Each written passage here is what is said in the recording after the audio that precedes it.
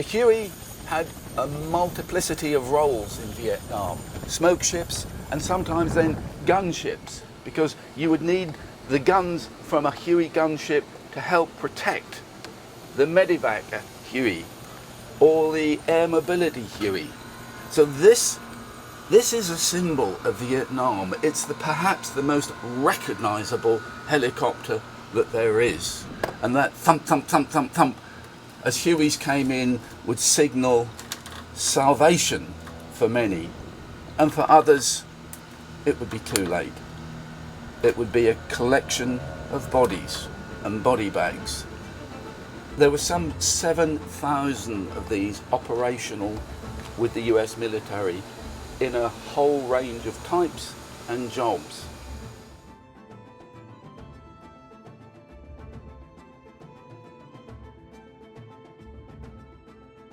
Before I moved back to Texas, I worked for Northwest Helicopters up there in Olympia, Washington.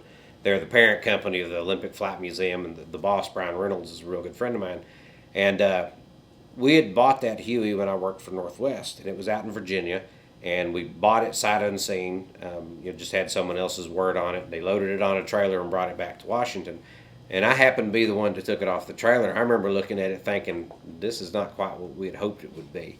And at the time, it was painted this hideous Marine Corps green, they call it. It's kind of it's a brighter green than what it is now. It's glossy, had a lot of antennas and electronics in it. And I just remember looking at it thinking, man, this is not very good. So Northwest took it, and they didn't fully restore it, but they put a lot of lower time components on it and did a lot of what you call an IRAN, inspect repair as necessary. And so Northwest Helicopters did that up there in Washington. The refurbishment process of the UH-1 is very complicated. The entire process takes about 5,000 man-hours with our current system. What will happen is the helicopter will arrive here at our facility. We'll do a full-scale inventory, and then we'll develop our plan as to what we're going to do. At that point, we will totally disassemble and strip the helicopter. After the helicopter is disassembled, it will go into our blasting facility, and this is where all of the paint is removed using walnut shells and high-pressure air. After that, it will go into our inspection program. At that position, they will decide what repairs need to be done, what panels need to be replaced. And they will basically pull and replace sheet metal panels at will wherever the repairs are needed. They will manufacture or acquire all the parts they need to basically put the helicopter back into a new configuration. They put it up for sale, and they didn't sell it right away, so they pulled it off the market, and the museum used it, and it got used in a lot of air shows and some TV shows and some stuff like that. And then they decided to put it back up for sale. And whenever the ride program opened back up again, to where you could sell rides into Huey, Doug had talked to me several years before, long before I worked here, about wanting to get a Huey, but we had to wait till the ride program so we could justify it. And so Mr. Cavanaugh wanted to get a Huey for the ride program, and it opened up, and Doug said, find me one, and I called Northwest, and they sent us the stuff, and I asked one of the mechanics up there, is a real good friend of mine, Ed Phillips, and he told us little Annie Fanny is the one he would take based off of component times and history. They were very truthful about it, and we looked at it, and Doug told Mr. Cavanaugh, this is it. It was about 40 degrees in Olympia when we took off. A third of the way to Idaho, I decided I'd had enough of freezing to death. When we landed in Boise, we went to the Walmart, and I bought a bunch of weather stripping and duct tape and cotton balls, and came back and patched up all the holes. They were all warm up in the front, but I had this turn of wind blowing through the side door because there's a gap you could throw a cat through over there. Going over the Rockies at higher than we probably should have been, we were doing 75 knots indicated because your never exceed speed is reduced the higher you get. But we were showing 145 across the ground, 145 knots. So we were, instead of in the jet stream, we were in the helicopter stream, I think. But we ended up, the winds were so favorable, we stayed at 10,000 feet most of the way back home. And on the right side, the pilot side, the attitude indicator had been removed because it's old equipment, very hard to keep up, and it was a lot of weight, dead weight. So they just removed it. So all we had was airspeed, magnetic compass, and altitude to fly at that. And it's at that altitude, it's kind of hard to have a good reference point for your pitch and roll. But it makes you a better pilot. You get to scan. But when we got to Denver, we just headed straight down. I mean, just got down as low as we could, as fast as we could. We stopped in Denver and got gas, and then continued on to a little town called Johnson, Kansas.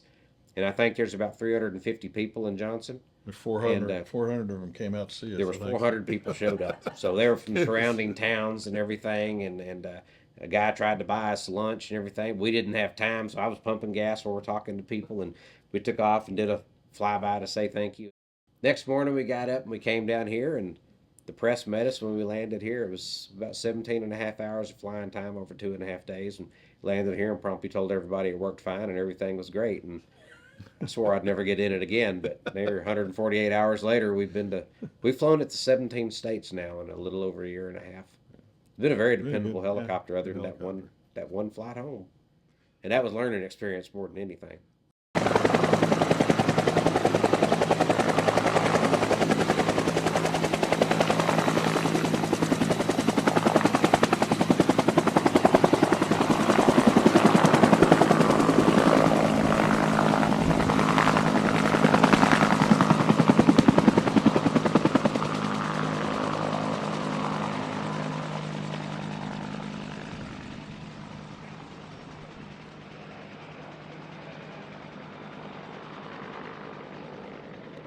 Tell us about the moments, if you can, the moments that have been so special to you. Veterans Sure. from the war. Yeah. A lot of people didn't make it back. We've given veteran groups rides, and they all love it. Yesterday, a gentleman sat out there and told me how he could hear the rounds hitting the aircraft. I'm a Vietnam era veteran, just for the fact that I joined the Air Force on the official last day of the Vietnam era. Didn't even know it until I'd gotten out of the Air Force, but I respect all those guys. The first time I saw it on the news, and then I only live 50 minutes from here, and I went into tears, and I had to go see it. And I came over and had to touch her, and I cried for 2 days after that. And then I stayed pretty emotional. I mean, it's a bond. I have a bond with this helicopter. I finally got a flight on it. The weather and stuff kept it from a while. And the first flight I took on it, we took off and they let me sit in my gunner's seat. And the only difference, I didn't have my N60 in front of me, and I had to wear a seatbelt. We left ours loose.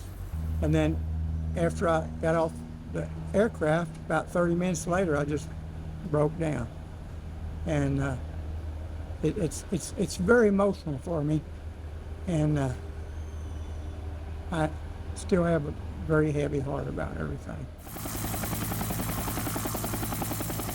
Well, it's been 52 years since I flew on it, and it's a UH-1 Huey, and I flew with the 117th Assault Helicopter Company. We basically flew for Green Beret recon teams, and we were attached to them. We'd go out in the field with them 3 months at a time, and we just did whatever they needed. We'd take them out, drop them off at last light, and pick them up at first light in the morning. They'd stay out in the jungle. The gunships, when we're flying those, you have M60 going, you have rockets usually going off, and then you got a minigun that's shooting on the side. A lot of activity. And sometimes I remember one of the pilots, he's deceased now, but he was a good pilot, and he'd fly real good. And he'd put on a little bit of Rolling Stones. And when we go into the LZ, of course, we could still communicate. And it was a lot of activity, all that going on at one time. The only thing you're thinking about is staying alive. Get in there, get out. We're just looking over for any type of leaks or anything on the engine. Just a little story. One of the first times I was flying this thing, we got a bee right into the pitot tube, lost airspeed, flying along. All of a sudden we lost oil pressure. It's like, great, now I don't have airspeed or oil pressure. I was near an airport, kind of did a modified auto into it. Still had torque pressure, so that meant I still had some engine pressure. Made a landing in there and got out. The tower told us as we were coming in that we were smoking really bad. Hopped out. There was oil everywhere, and this line right up here had sheared off. And so we came in, replaced that, changed oil out, checked all the screens, checked the chips, ran it, sent a oil sample in, ran it again, flew it for a little bit around the airport, and did that several times till we were sure that everything was good, and then started flying it again. Everything seemed to be good, and the engine was designed that in case they had damage, battle damage or anything like that, and lost a line, the oil inside the engine would continue to circulate and be able to keep the engine going for a while. So we were lucky, but we cleaned the engine bay all up after that, and since then it's been a year or so, and it hadn't gotten any dirtier other than a little bit of grass and stuff in here. So the engines really stay pretty clean. A few things about safety. We're going to load from the front. It sits 4 on the side, so if there's 4 of you want to sit together, or like I think we have 3 and 3, we can do that for you too. We'll walk directly to the nose of the aircraft and split off. We're not going to hot load this one because they haven't run today, so we'll just do it static. When you get in the aircraft, we use a commercial style seatbelt. If you've not ridden in a car since 1965, you put the clips together and then pull the straps on the side. I recommend you tighten the seatbelt pretty much barely breathing tight, because that way your body will move with the aircraft, and that queasy feeling, for those of you who don't do this a lot, will be gone. It'll take care of that. Any questions? What does everybody feel about this flight? Who's excited? We're all excited. It's an amazing experience. We're on a Huey, one of 16,000 of them built. You can get the noise level now. This is an aircraft that epitomizes the Vietnam War.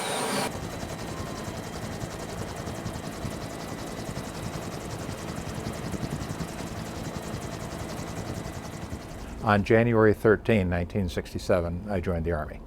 I began flight school.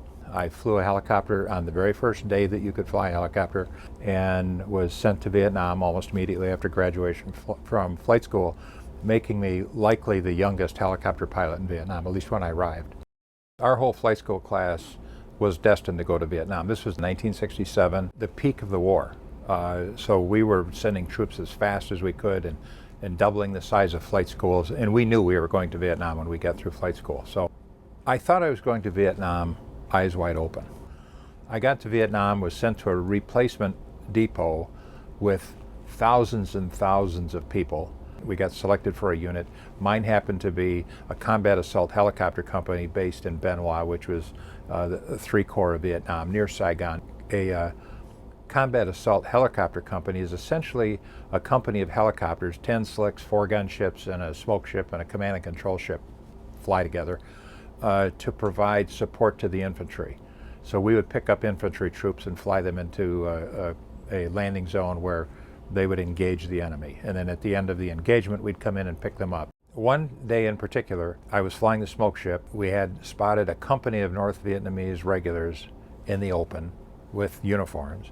We put the ground troops in. It was a company of Vietnamese Rangers, tough guys, to find these guys and engage them. Their advisor got battle fatigue, and he was medevaced out. The command and control helicopter came and got him and took him off to a hospital. We needed to bring a replacement in for him, and the ship bringing the replacement in landed, and I was tasked to fly a smoke run down alongside this single ship. And as I pulled up over the tree line, the gunship's called, he's been hit. And his helicopter jerked 90 degrees to the right and began to fly out of the landing zone, trailing all kinds of fluids. Hydraulic fluid, fuel, oil, it was a mess. He was shot up, had taken over 100 rounds. 3 of the crew members were gravely injured. The pilot was seriously injured. He had rounds through his foot, and that's why his foot came off the pedal. That's why the helicopter jerked to the right. And he lifted up out of the landing zone. I came around behind him, pulled up underneath, and saw that he was about to lose his engine because fuel, he was leaking everything. And I called him and told him to land, and he got a call from the command and control ship, who was yet back on station, thinking he didn't need to land there because it was dangerous. There were enemy all over. And he told him, no, continue. Art was arguing back and forth with the commander, no, he needs to set down, I can pick him up. And he said no, and he kept going. Turns out he wasn't hearing either of us because his radios were all shot out. His co-pilot was shot, and there was blood all over the instruments. His co-pilot was wiping the blood off the instruments so he could see to fly the helicopter. He was in shock because he had been shot in the leg, and he got about 800 feet in the air. I was right behind him when a puff of black smoke came out of his exhaust, meaning his engine had just quit. And he entered a left descending turn, 180 degrees, flared as he went through a triple canopy jungle with his rotor blades coned up about 45 degrees, going very slowly, disappeared underneath the triple canopy jungle and exploded a huge ball of JP4 fuel. Open area about 80 yards from where he went through the jungle. And I headed for that to set down to see if we could find if there were any survivors. I really didn't think there were going to be, but we had to try. It was short final downwind to land in that landing zone, over gross weight.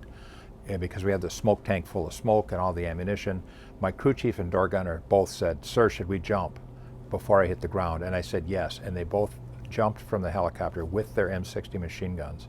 I don't know how they didn't break their legs, but they softened the blow because I lost that 300 pounds between the two of them, probably 400 pounds of weight. Still had a bit of a hard landing. We landed.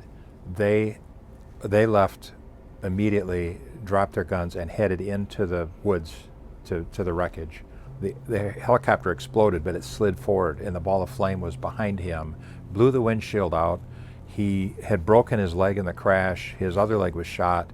He opened his harness and went through the windshield and fell in front of the chin bubble of the airplane, and he was lying underneath, protected from the flames. When our crew chief and door gunner got to him, they had gone over bunkers, enemy bunkers that were empty, thankfully, to get to him. And they dragged him back. We lost the other 3 crew members in the crash. They burned up in the fire. After we pulled him out, took him to the hospital, my door gunner and crew chief were stripped naked from going through the brush. They came out with no shirts, no pants, and their underwear with their boots. The brush was so thick that it just tore their clothes off. They were in such a hurry to get to him, get him out. I got home that night, exhausted. I think I'd flown 12 hours. Walked into the company commander's office and said, tomorrow I'm a gunship pilot. I'm done doing this. And he agreed.